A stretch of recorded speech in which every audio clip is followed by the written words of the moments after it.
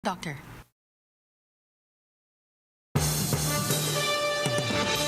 Lumipas at magbago ang panahon.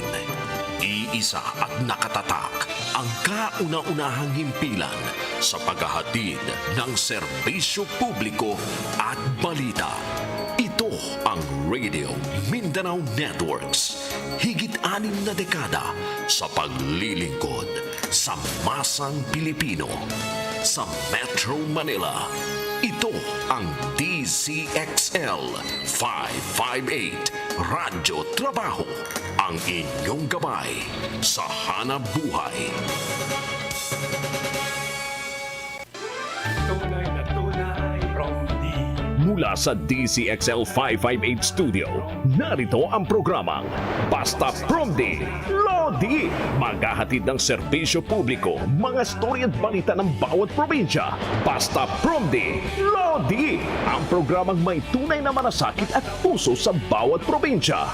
Kasama ang totoong probinsyano, Congressman Alfred de los Santos, at ang batikang mamamahayag sa radyo telebisyon, Sas Drilon.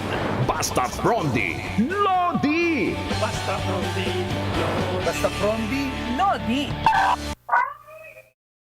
Luzon, Visayas at Mindanao, kami ang inyong mga tagapaghatid ng purong serbisyo publiko sa barangay man, lungsod o kanayunan. Sa ngalan po ni Congressman Alfred de los Santos, ako ang inyong kakampi, Ses Orenya Drilon. Sa mga kababayan nating Kapampangan, mayap agat napun po. Napapakinggan na rin po ang Basta Promdi Lodi sa Cebu, Southern Leyte, Bohol at Negros Occidental sa pamamagitan ng DYRB Cebu, 540 kHz po yan. At nasa Tirat Pass TV and Radio rin tayo sa Ilocos, DXRD Davao at Infinite Radio sa Calbayog City. Napapakinggan at napapanood din tayo sa radio at TV Veritas sa Albay. Gayon din sa Facebook page at YouTube channel ng Regional News Group Luzon. O ngayon, balita mula sa mga probinsya, hatid ng ating mga loading reporter. Promdi, Patrol! Ang bahaging ito ay hatid sa inyo ng Top Asia Corporation, pioneer importer of particle boards, medium density boards, at melamine face chipboards. Proud partner of leading furniture contractors in the construction industry. Basta't the best laminated boards, dun ka sa subok na. Top Asia. For more details, please call 8294-3144 or 8294-3188. You may also visit www.topasia.com.ph. Unahin natin ang Bicol, operasyon ng Bicol International Airport. Magsisimula na. Narito ang ulat ni Radyoman Leo Barceliano mula RMN Legazpi. Sa harap mismo ng dambuhalang paliparan ng Barangay Alubod, Daraga, Albay, Bicol International Airport, mismong si 2nd District Congressman, Ekonomista Joey Salceda ang sa ngayon na nabigay-pugay sa mga panauhin ng pamalang nasyonal kung saan itinuturo ni 2nd District Congressman Joey Salceda ang mismong bukana nitong paliparan pandaigdig kung saan ay nakaparada na ang mga sakyan ng mga dignitaries pag pinanguna naman ni DOTR Secretary Arthur Tugade. Umabot na ngayon sa 92.56% umano ang natapos sa nasabing airport nitong October 3. Dagdag pa ng ahinsya, mari na rin anya na gamitin ng mga pasahero at mga empleyado ang Administrative Building, Air Traffic Control Building, ang Cargo Terminal Building, Coast Fire Rescue Building, Terminal Building at ang Runway Extension. Habang planong matapos ngayong linggo ang Passenger Boarding Bridge, inaasahan na magbibigay ng maraming oportunidad sa trabaho sa mga residente at kaya rin ito mapaunlakan ang mahigit sa 2 milyong pasahero sa bawat taon. Mula sa Legazpi City, ako si Leo Barceliano, nag-uulat para sa Basta Promdi, Lodi. Thank you, Leo. Akala ko ba mismong si Presidente Duterte ang magbubukas ng International Airport. Ano kaya? Bakit hindi nangyari yon? Samantala, dumako naman tayo sa San Manuel, Pangasinan. Bida sa social media ang mga pulis dahil sa ginawang kabutihan. Narito ang ulat ni Radyoman Arman Soriano ng IFM Dagupan.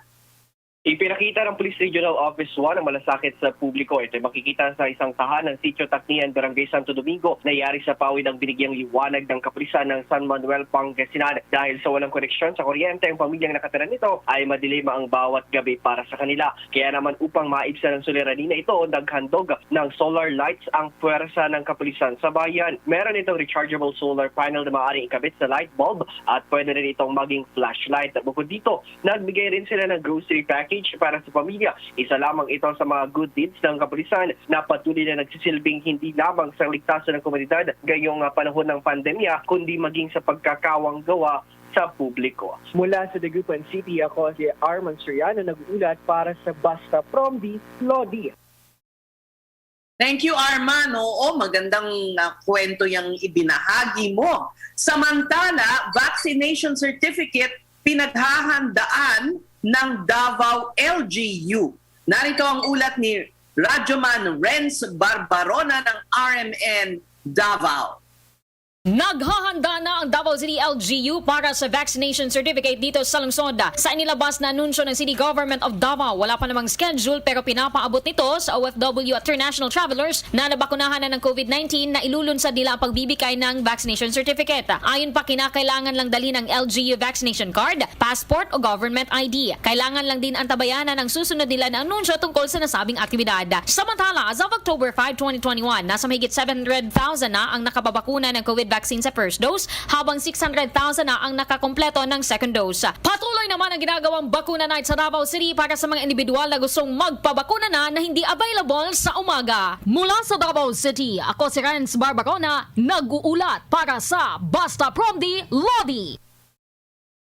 Thank you, Renz. Samantala, mahigit 100,000 doses ng Pfizer vaccines natanggap ng DOH North Mindanao. Narito ang ulat ni Radyoman Analisa Reyes ng RMN Cagayan de Oro. Nasa mahigit 100,000 doses ng Pfizer vaccines ang tinanggap ng Department of Health, Center for Health and Development Northern Mindanao o DOH-CHDNM. Sa mahigit 124,000 doses ng bakuna, ang halos 33,000 doses nito ay para sa Bukidnon, mahigit 3,500 doses ay para sa Camiguin, halos 25,000 doses sa Misamis Occidental, mahigit 16,000 doses sa Iligan City at ang mahigit 14,000 doses ay magsisilbing buffer stocks ng DOH-CHDNM. Samantala, nasa halos 33,000 doses ng Pfizer vaccines naman ang tinanggap ng Bukidnon Provincial Health Office. Mula sa Cagayan de Oro City, ako si Annalisa Reyes, nag-uulat para sa Basta Promdi, Lodi. Thank you, Analisa Reyes. Samantala, 2 magsasaka sa Emlang, Cotabato patay sa pamamaril. Narito ang ulat ni Radyoman Roy Holgado ng IFM Cotabato.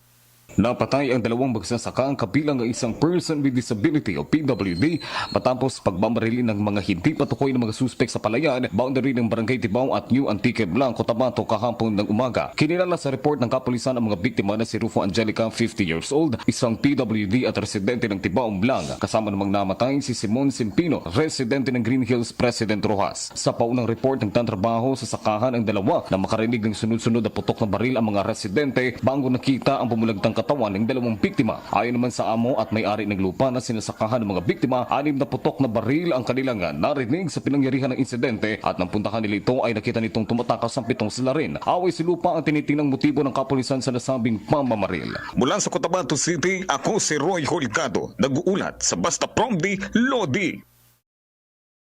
Salamat, Roy. Samantala, nako, 126 na taong ng kampana ay ninakaw sa Samar naman. Hindi kaya mabigat yung nakawin? Paano naman nagawa yun? May ulat si Kimberly Cambaya ng Infinite Radio Calbayog. Ninakaw ang kampana na mahigit 100 taon na mula sa Parish of the Holy Child Iglesia Filipina Independiente sa Marabot, Samar sa kasagsagan ng pananalasa ng Tropical Depression Lani. Ang 126-year-old na kampana ay ninakaw sa gitna ng malakas na buhos ng ulan noong Lunes. Ayon kay Father Jorin Dahotoy, parish priest ng simbahan, na-report na nila sa mga otoridad ang ninakaw na antigong kampana at nire-review na rin ang CCTV footage. Sinabi ni Dahotoy na mas matanda pa sa kanilang simbahan ang kampana na may nakaukit na 1895. Nag-alok naman ang parokya ng Samar ng 10,000 piso sa sinumang makapagbabalik ng antigong kampana sa kanilang simbahan. Mula dito sa Calbayog City, Kimberly Cambaya, nag-uulat sa Basta Promdi, Lodi. Ayan pala, sinamantala ang malakas na ulan, pero sana naman ay makuha muli yung antigong kampana na yan na mas matanda pa nga sa simbahan. Can you imagine? O samantala, ito ang ating tatalakayin ngayon, yung kamakailan lamang po ay di ba ang pagtaas ng mga kaso ng COVID-19 sa Bacolod City. Pero hindi lang doon mataas ang kaso ng COVID-19, kundi sa buong Negros Occidental mismo. Sa monitoring ng Provincial Incident Management Team as of October 6, nasa 4,214 na ang active cases sa lalawigan. At kaugnay niyan po ay makakausap natin via Zoom si Negros Occidental Provincial Administrator, Attorney Rayfrando Diaz. Magandang hapon po sa inyo, Attorney Diaz. Hapon po naman sa iyo, Ma'am Drilon, and to all your listeners. Kamusta po? And thank you for remembering Negros Occidental in your show. Always po. Thank you, Attorney. Pero we are worried, syempre, sa surge na nangyayari dyan sa inyong lalawigan. Kamusta na po ba ang bilang ng mga kaso ng COVID-19 dyan sa inyong probinsya? Medyo nakikita nyo ba na may pagbabago, may konting pagbaba na po ba ang nagaganap? You're right that mataas yung aming cases ngayon dito sa Negros Occidental. With all the 31 cities and municipalities seeing nagtumataas yung kanilang active cases. Yung ating daily positive cases ngayon ay 199 positive cases per day for the whole province. So medyo mataas ito. I think we can attribute this sa ating Delta variant, no? Kasi throughout the whole pandemic, since March last 2020, hindi naman ganito tumaas sa province, no? Yung probinsya natin ay prepared sa ating testing, contact tracing. In fact, dalawa yung ating locally operated, no, na molecular lab that yung province of Negros Occidental talaga yung nag-establish under the Department of Health. So wala tayong problema sa contact tracing and agad-agarang testing. However, medyo may may limitations, no, as to how we can use our molecular lab. Last March, no, yung cases ng province, buong province just went to 573. But if you can remember, yung DILG natin, pinagbawal na yung pag-test ng ating arriving residents sa ating ports at airports. And immediately when we were not able to screen, no, our ports and airports, yung April natin biglang tumaas to 3,991 cases kaagad, no? But May medyo bumaba. Until August, bumaba din yung cases natin for the whole province at 1,589 active cases for the month, no? Ngayon, biglang I think Delta came in and the other aggressive variants came in, and September was really a bad month for us, no? Biglang lumobo yung aming figures. Yung aming positive cases for the month of September biglang tumaas to 6,000 and 46, no? This has never happened, no? Ngayon sa October, medyo ganun pa rin yung trend natin. In just about 1 week's time into October, we already have about 1,000 active cases already, no, positive cases for October. So it's really a very worrisome situation na yung ating minamahal na Governor Bong Lacson, is trying to find novel ways na parang matigil itong ating infection. Kasi mas sobrang mabilis yung infection. Mas mabilis siyang kumalat than the LGUs can conduct contact tracing, swabbing, and testing. Attorney Diaz, doon sa mga cases na sinasabi mo na more than 1,000, ilan po dito ang severe compared sa mild and moderate? Well, for that, no, yung ating hospital beds should give us the whole story, no. For the month of as of today, October, we have about 107 patients in our Cadiz District Hospital, 35 patients in Valladolid District Hospital, and 42 patients in Valeriano Gatuslao Memorial Hospital. That is a total of 184 patients. These are all moderate patients, no? Our hospitals, hindi naman kaya nating mag-treat ng severe cases, so we refer them to our regional hospital, but hindi naman siya sumusobra sa 50 patients yung nare-refer natin doon. So all in all, most of our active cases ngayon nasa quarantine facilities natin. Sa 4,000, ito lang 184 lang yung ating moderate cases sa hospitals. We still have about 16 beds available in case na kailangan nila ng treatment sa hospital natin. But we don't allow patients with mild symptoms to go in our hospitals because we want to focus and reserve them for those with moderate symptoms.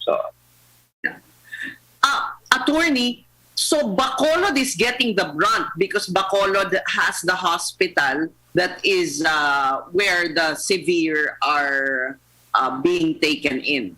Is that correct?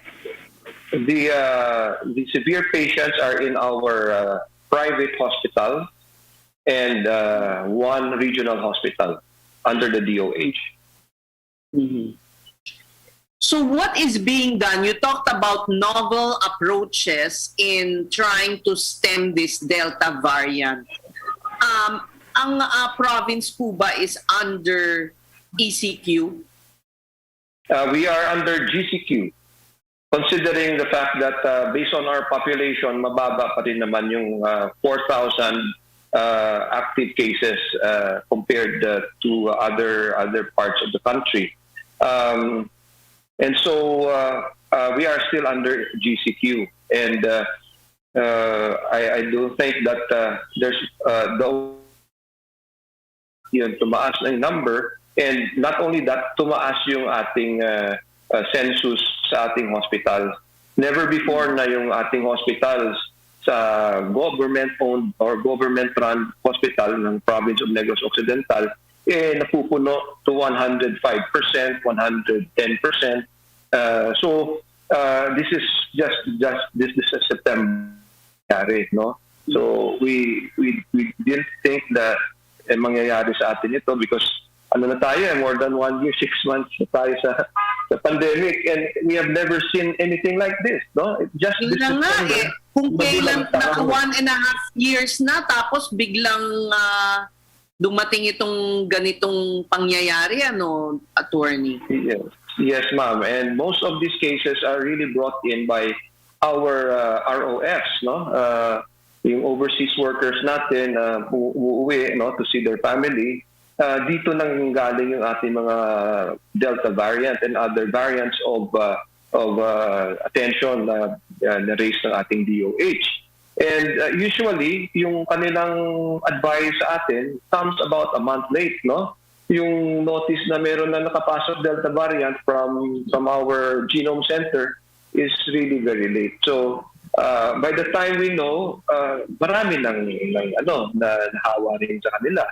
So yun lang yung predicament natin ngayon. It's just this month, and we want to curb the rate of infection, which is why yung ating minamahal na Governor Lacson, is launching a rapid antigen test na gagawin natin this coming Saturday or Sunday, both days, 2 days, Saturday and Sunday. So we want to test as much as 20,000 residents based on our contact tracing. No? So based on our, let's say, October 8th, we will look at the results of our RT-PCR test from our lab, and then from that list of positive cases, we will do rapid antigen testing on the following day, October 9. And then it will be a three-level testing. No? So what we will do is yung close contacts ng positive sa RT-PCR on October 8, swab natin ng first round. If there are positive cases from their population, on the same day itself, we go to the next level of contact tracing. So we will gather them again and conduct antigen tests on them. And then if there are a group of people again who test positive sa second level natin of contact tracing, we will go to the third level of contact tracing all on the same day. So with this, we hope to overtake the infection rate, no, by conducting rapid antigen tests on October 9. You don't think you should have higher restrictions, like increasing instead of GCQ maging ECQ po? For us, it's the last option. Again, we have the equipment, we have the facilities to aid us in doing fast contact tracing and fast testing. So yun lang yung ating focus ngayon. And of course, yung ating hospitals, we are also increasing bed capacity. The governor has already ordered the opening of an annex building which will house another 100 beds for additional patients in one of our hospitals to cater solely for COVID patients. And we are also... yung isolation, no? Ang importante, yung isolation sa kanila po. Opo, yun po. So another 100 beds will be created for our COVID patients, no? Until we weather the storm, no? And we are also buying much required and very scarce and hard to find medicines for our patients in our public hospitals. So ito yung ating approach po. Opo. Pero of course, importante yung vaccination because talagang kung sana mabilis ang vaccination, talagang naarmahan na naging shield na to para sa lahat ng mga tao dyan po. Mabagal yung information ng genome na parang, di ba, it takes so long para ma-verify yung Delta variant na yan ng Genome Center. Ganon din ba ang kabagal din ang vaccination, ang pagdating ng vaccines po sa inyo dyan sa probinsya? Yes, vaccination is well accepted dito ng ating mga Negrenses. But unfortunately, the demand is higher than the supply. But recently, just October 4, we are pleased to receive from the national government, nagpapasalamat si Governor Bong Lacson sa ating mahal na presidente at saka ating mga vaccination czar that yung province po ay nakatanggap ng 107,640 Pfizer vaccines. In the last 3 days, we have already been rolling out these vaccines, and we are vaccinating at the rate of more than 8,000 a day. So in all 31 LGUs. And we will keep on doing this until these 107,000 Pfizer vaccines are all consumed. How many percent of the population in your province is fully vaccinated? Yes, fully vaccinated po natin ay umaabot pa lang po sa 14.96%. So that is about 273,031 individuals. And yung due for second dose is 72,635 individuals, which accounts for about 4% of our target population. So we're still a long way from our target. Very low. It's quite 10%. low. Yes, we have been lobbying with the national government to please not forget Negros in their allocation for vaccines. And this week we are happy to receive that's a substantial amount of vaccines at the 107,000 Pfizer vaccine. Yeah, but that's still short. Yes, and as long as we keep on administering these vaccines and we can report to them, wala na kami, we hope that they can replenish it. Okay, yun lang yung kung sana mas mabilis yung rollout kasi wala namang hesitancy, as you said, ng mga negrense. May demand, walang supply. Hindi kagaya dun sa iba, may supply, walang demand. Nakakalungkot. But anyway, mabuti na lang at meron kayong bagong ipinamumudmud dyan. And we do hope that, this will all pass eventually, but sana yung minimum ang casualties na mangyayari po. So, marami pong salamat. Opo, panghuli na lang pong mensahe, Attorney Diaz, na siguro ano pa ang kailangan ninyo dyan, panawagan or panawagan din sa mga negrense kung anong pag-iingat ang dapat po nilang gawin. Yes po. Again, we would like to appeal again for more vaccines from our national government. I hope that Negros Occidental will be close to their minds and hearts in allocating the vaccines in the future. And we are thankful so far for the vaccines that we have received. Yung ating governor ay talagang naniniwala that vaccination is the way to go back to normalcy sa ating buong lalawigan ng Negros Occidental.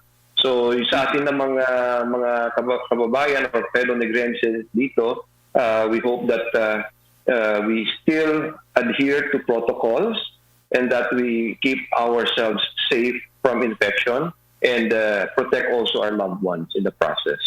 And to all our healthcare workers, under the leadership, of course, of our PHO, Ernel Tumimbang, and our HOD, Dr. Gerly Pinongan, we hope that you keep on fighting with us and serving our sick patients, especially those infected with COVID. We hope that you will never grow tired. Thank you for all the support that everyone has given the province of Negros Occidental, and we are 100% sure that we will really get over this crisis. Thank you very much, Negros Occidental Provincial Administrator, Attorney Rayfrando Diaz. Marami pong salamat sa inyong panahon at sana po ay kayo ay manatiling well and safe po. Thank you rin po and more power to you. Thank you. Ayan. So sa ating pagbabalik naman ay pag-uusapan natin ang nakatakdang pagbabakuna ng mga batang edad 12 hanggang 17. Dito lang po yan sa Basta Promdi, Lodi. Ang totoong probinsyano, Congressman Alfred de los Santos at ang batikang mamamahayag sa radyo telebisyon sa Drilon, Basta Promdi, Lodi! Sugar, creamer, coffee. Sugar, creamer, coffee. Bored at home? Counting 3-in-1s. Count 3 sets of Warrior 3 pose. 8, 9, 10. Maintain your yoga fitness even while on lockdown. Feel the surge at home. Work out with our celebrity coaches and join your favorite classes like yoga, high-intensity interval training, Zumba, and more. For more information, check out our Facebook page, Surge Lifestyle PH. I feel the surge at home. Ang bahaging ito ay hatid sa inyo ng Alfred Primecon Construction. Hanap po ba ay di kalidad na pabahay? kalsada o anumang infrastruktura? Sa Alfred, siguradong dekalidad ang kagamitan at serbisyo. Alfred Primecon Construction, kaagapay sa dekalidad na pag-asenso. Atin to!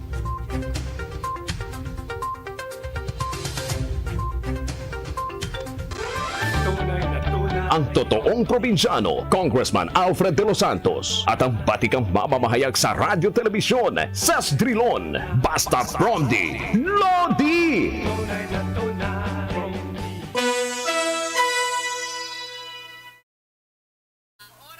Ganap ng eksakto alas 2 ng hapon. Nakatakda ng simula ng Department of Health ang pagbabakuna sa mga batang may edad 12 hanggang 17. Pero uunahin muna ang mga kabataang may comorbidity. Ayon sa DOH, sa October 15 na nila sisimulan ang pilot nito at kaugnay niyan, makakausap natin si Dr. Crisia Lorraine Rosario, co-lead ng National Vaccination Center. Magandang hapon po, Dr. Rosario. Good afternoon po sa inyo, ma'am, and to all your listeners po, magandang hapon. Opo, thank you for your time, Dr. Rosario. Ilan po ba ang bilang ng mga kabataang target ninyong bakunahan po? For the 12 to 17 years old, ma'am, tinitingnan natin na yung projected population ng PSA natin, no, for 2021 is around 12.7 million. Lahat na yon. With the comorbidities po, ang tina-target natin initially is makakover natin around 10% of that. So that is around 1.2 million na tinitingnan natin na with comorbidities. So these are just projected numbers. So it depends po kung ilan yung magpabakuna, magpa-register po for the vaccination. Okay. Ilan po ba ang bilang ng mga, may specific brand po ba ng mga bakuna na ibibigay sa mga batang edad 12 hanggang 17 po? Yes, is there any specified preferred brand?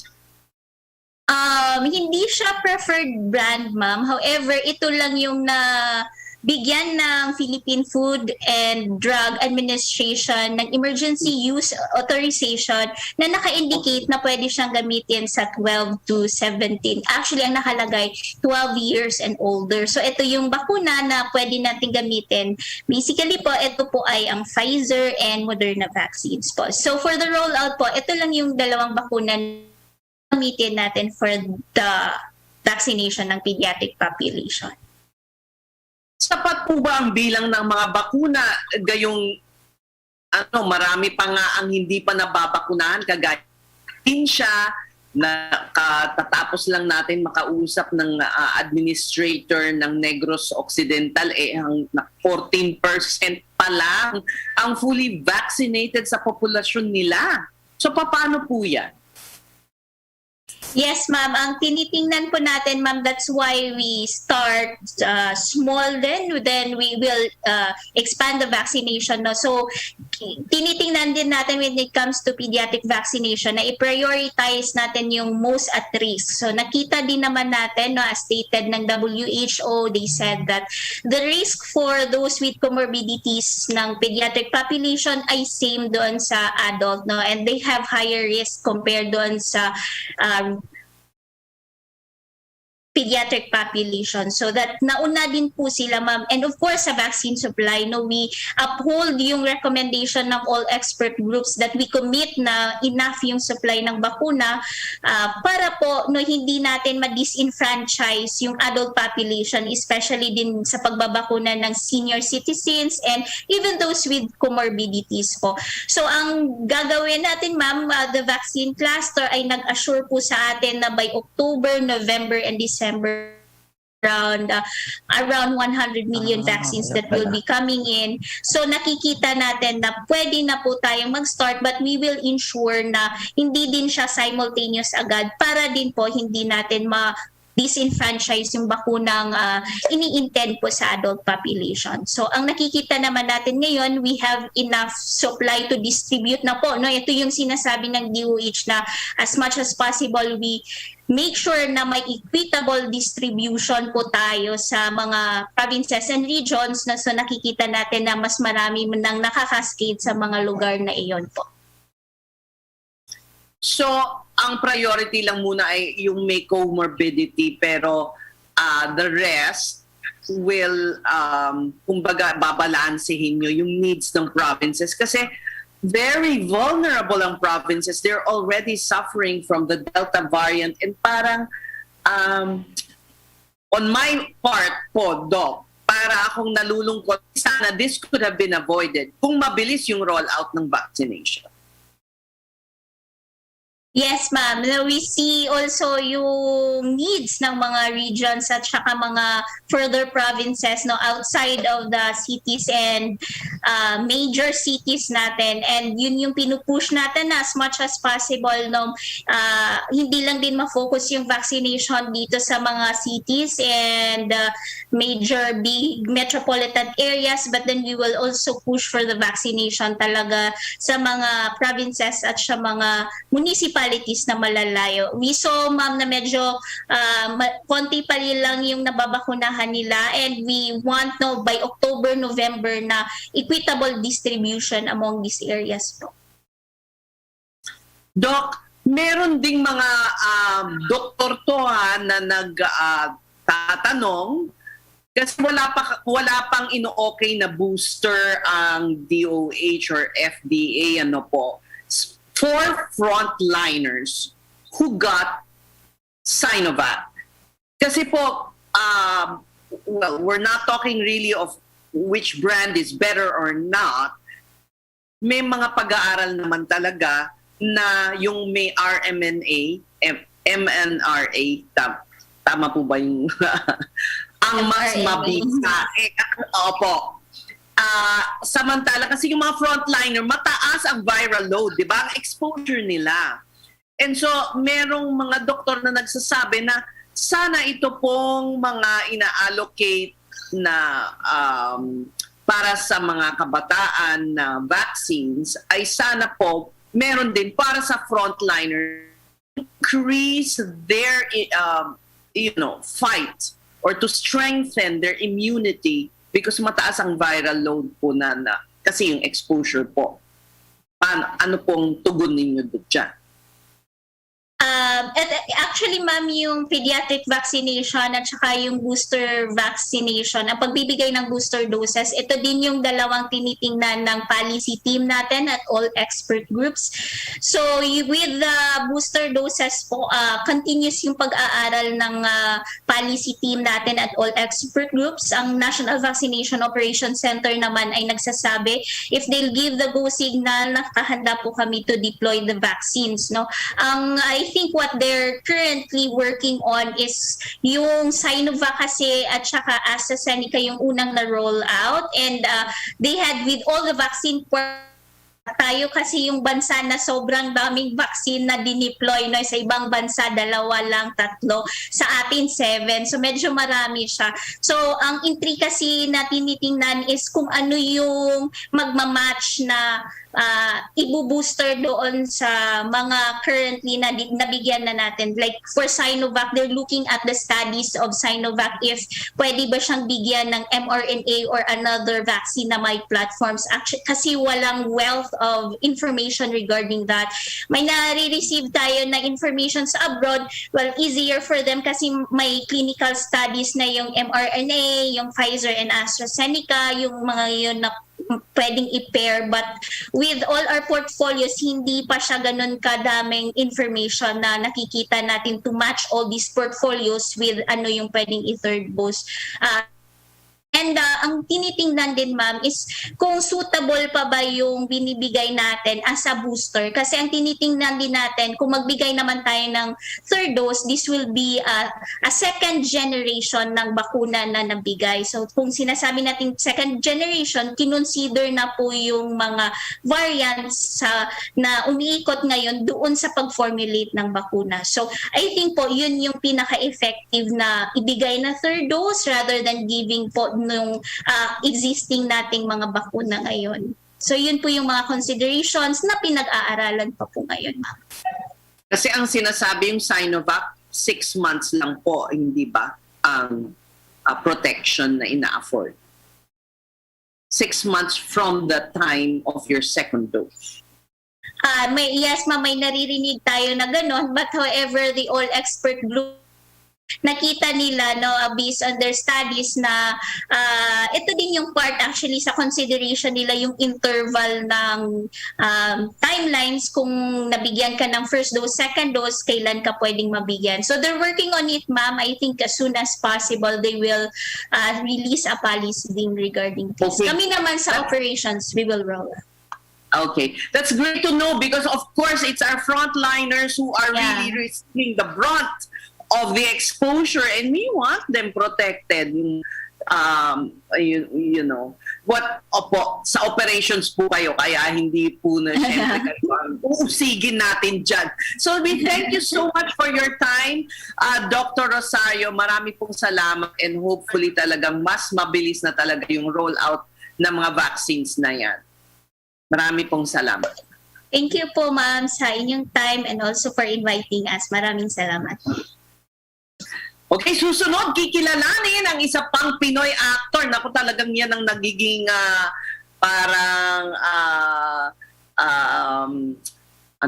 forte natin dito sa Basta Promdi, Lodi, ano? Kasi na-interview na natin yung isang Pinoy actor sa Squid Game. Ngayon naman, ang Pinoy actor na nabigyan ng mahalagang papel sa isang Korean film. Alamin natin yan sa pagbabalik ng Basta Promdi, Lodi. Ang programang may tunay na malasakit at puso sa bawat probinsya. Basta Promdi, Lodi!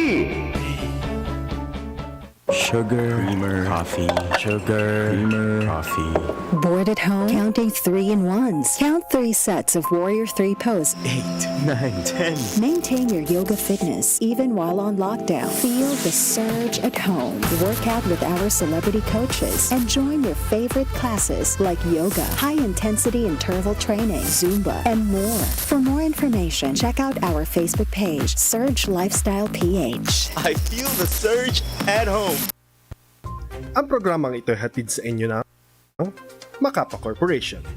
Isa sa mga nangunguna sa industriya ng construction at nakilala dahil sa dekalidad ng mga proyekto nito tulad ng paggawa ng mga tulay, kalsada, dike at marami pang iba. Simula 2001, ang Makapa Corporation ay katuwang nyo sa pagpanday ng inyong bisyon at pangangailangan.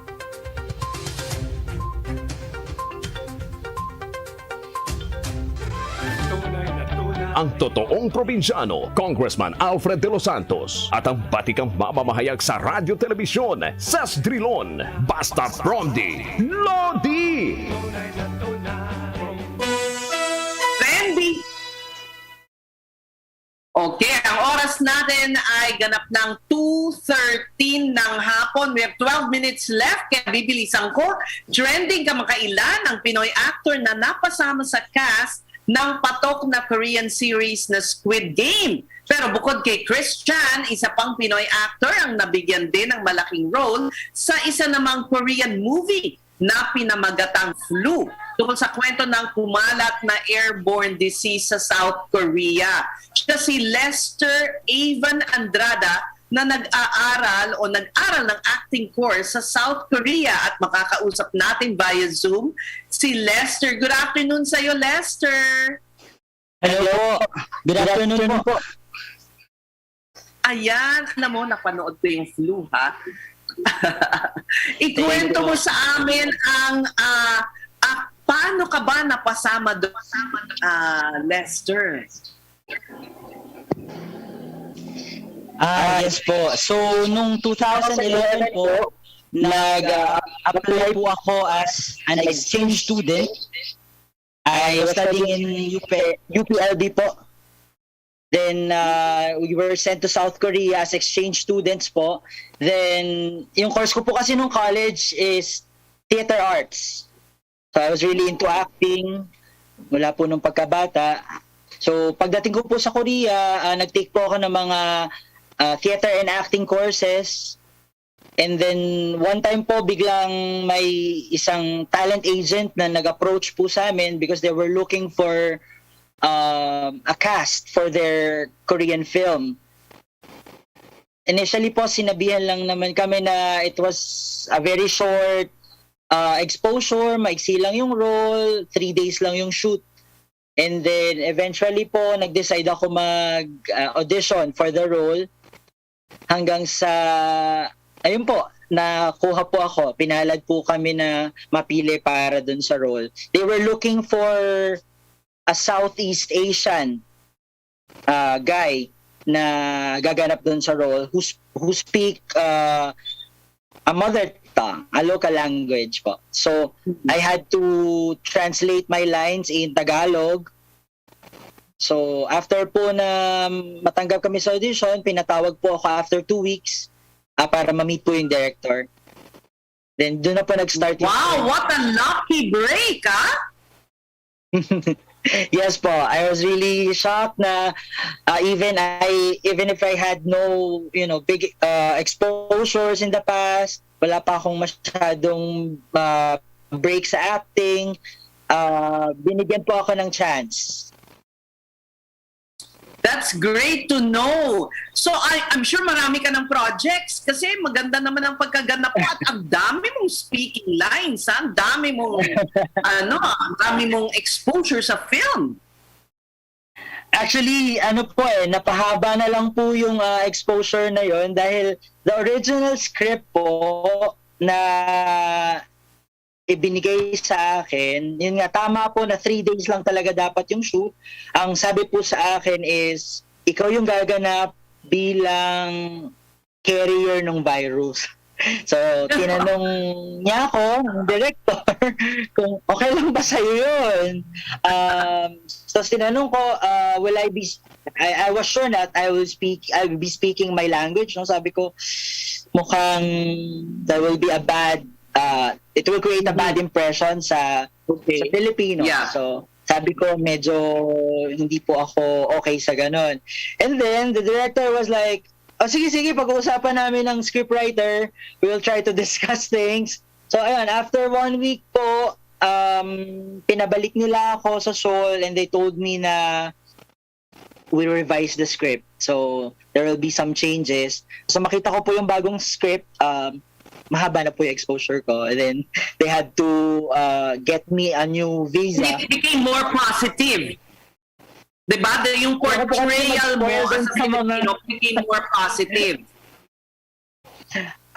Yes po. Kasi many Filipinos po na nakapanood, parang hindi nila masyadong nagets yung part ko doon. They were thinking na ako yung nag-start or sa akin nang galing yung virus. But the truth is, hindi po. If they really watch it carefully, they will know na it was the... okay lang ba mag-release ng spoiler? Baka hindi pa napanood. Pero okay lang. So, okay lang. Medyo matagal na rin namang napalabas, di ba? Go ahead. Teka, Lester, nasan ka ba ngayon?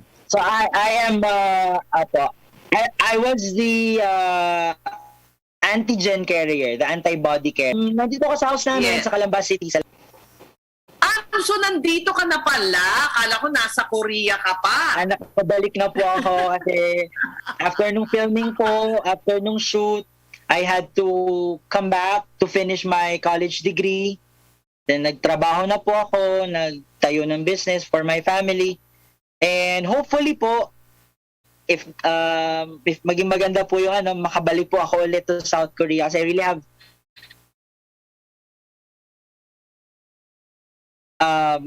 a huge dream of, getting back to the industry. Do you have an agent representing Mag-apply you? po in acting. May agent ka ba sa Korea representing you?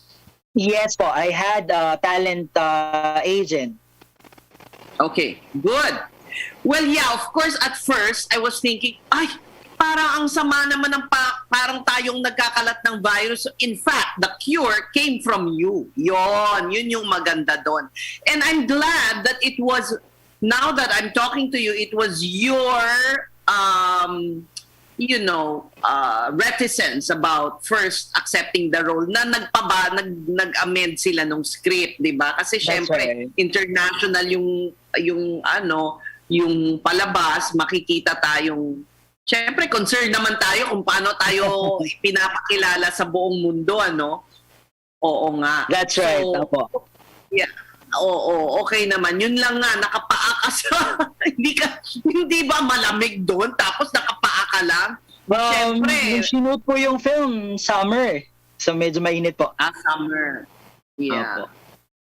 They were really kind. Sobrang helpful po nung aking mga co-actors doon. They knew na baguhan ako, so they really helped me a lot with my speaking lines and how to work with the Korean production. Is it to work with the Korean production? Kasi syempre po, bago lahat sa akin eh. I was really new. Yeah. So, I mean, can you imagine international film ka pa ang iyong entry, hindi ba? But what impressed you about the way they were doing things there in filming this movie in Korea? Okay. Very organized. Sobrang organized po. They really spend a lot of time shooting every scene. Sobrang masinsin po sila. It takes them like basta mahaba po yung oras na ginugugol nila for the shoot eh. Yung pong whole duration ng film ay shoot for 2 years. Ganun po katagal yung preparation. Okay. It's really a big... And it's very timely actually, timely yung although it was released pre-pandemic, Lester, tama ba? Years before pandemic po. Years before pandemic. So, marami pong kinilabutan kasi they were thinking na parang naging premonition yung film of what has happened. Yeah, oo nga. Kung paano parang, in a way, it depicted some of what's happening now, hindi ba? It's true. Yung isolation, yung parang social divide, hindi ba may mga individual na mas binibigyan ng kahalagahan kaysa sa mas mahirap na tao, sabihin na natin, parang gano'n, Ayan, so ikaw ay nagba-masters na ngayon, tama ba, Lester? Hindi pa po. I'm about to apply for that degree program. Sa ngayon po, focus muna ako sa business namin. Anong ginagawa mo? Anong business mo? Sige, ikwento mo sa amin. Baka makakabili kami. Well, since napamahal nga po ako sa Korean culture, nag-decide po ako magtayo ng Korean street food and Korean samgyeopsal business. Oh, wow! Ganun ba? And so may food delivery for franchising. Oh, yes, wow! So ang layo mo, paano order ang nasa Manila? Well, ito nga po, magbubukas kami ng franchise. So, hopefully po ay ma-introduce, ma-expand yung brand namin para makarating po sa Manila. Sa ibang lugar naman. Oo. Gaano katagal ka ba, Lester, sa Korea at marunong ka nang magluto ng lahat ng mga Korean specialties? I stayed there for 2 years po, including the program and the filming of the movie. So, natuto po akong magsalita ng language nila, natuto po ako magluto, natuto po ako ng culture nila. So, it's really sana makabalik ka sa industriya Dahil medyo matagal na yun, ano, nung when you filmed this. What year was that ba, Lester? It was filmed in 2012. Tapos nilabas po siya sa theater in 2013. Oo nga. Tagal na po. What did you feel when you saw Christian naman in Squid Game? Well, I really felt very proud kasi syempre another kababayan ang bit-bit ng bandera natin and the international scene. So I was really proud. I hope I can meet him, and I'm really an avid fan of the series. Natapos ko siya in one sitting. Talaga? Yes. I don't. Walang subtitle? Walang subtitle? Maiintindihan mo ang pelikula? Yes po. I can watch Korean films without subtitles po. Actually, mas na-appreciate ko nga po sa pag ganun kasi since medyo naiintindihan ko po yung exact na meaning ng sinasabi nila, mas ramdam ko yung emotions, yung delivery ng lines, mas dama ko the nuances. Dito ba sa Pilipinas, Lester, what work have you done in theater or on TV or on film? Sa UPLB po kasi ako nag-aral ng theater art. So most po ng mga theater productions na sinalihan ko ay school-based po. So nung college po ako. Pero sa sa commercial, hindi pa po ako masyadong nag-expose. But of course, kung may project po I'd be more than willing to join naman po. Well, thank you so much, Lester. I thoroughly enjoyed that film, Flute. It was filmed so early pala, no? Talagang parang na-foresee niya yung future, ano? Oo. At saka magaling din ang research na ginawa, no? Because yun din ang makikita mo sa gawa ng mga Koreans. During the filming po, talagang may mga naka-monitor na mga doctors and researchers po in the set para lahat ng mga medical terms na sinasabi sa lines nila ay accurate at wala po sila. Very good. Okay, galing ha. So, all the best to you, Lester. Sana matikman namin soon ang samgyupsal mo. Ano pa bang mga delicacies ang mga bibok doon? Ano pa mga ino-offer mo? Ano pa ang ng business? I-advertise mo na. Okay po. This is a really great opportunity. Yung business po namin, we have 2 Korean food businesses. One is into street food. So yung mga tteokbokki, ode, rice cakes, fish cakes, black bean noodles. So yun po. I love that black bean noodles. Spicy. Favorite ko yan. And yun naman po ang samgyupsal namin, of course, yung typical samgyupsal, pork, beef, and chicken with all these side dishes complete. Okay. What is the name and paano pupunta? Ikaw naman, binigyan ka na ng pagkakataon eh. Imbitahin mo na yung mga Laguna dyan. At baka magawi ako dyan. Po.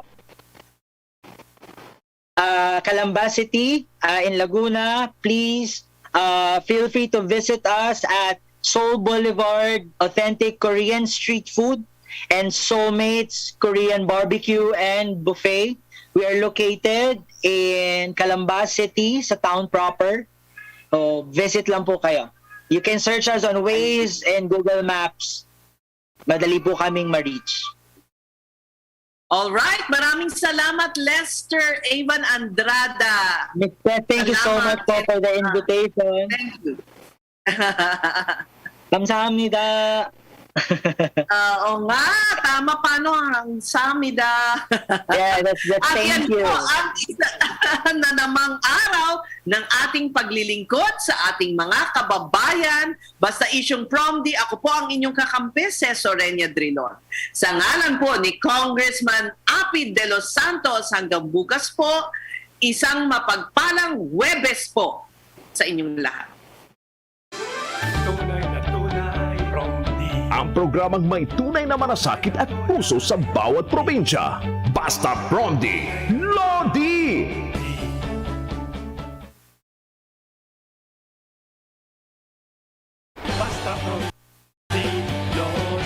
Basta Promdi, Lodi! Abangan ang susunod na talakayan sa programang tunay na may malasakit at puso sa mga probinsyano. Kasamang totoong probinsyano, Congressman Alfred de los Santos at ang batikang mamamahayag sa radyo-telebisyon, Drilon, dito sa DZXL 558. Radyo Trabaho, Basta Promdi, Lodi! Basta Promdi, Lodi.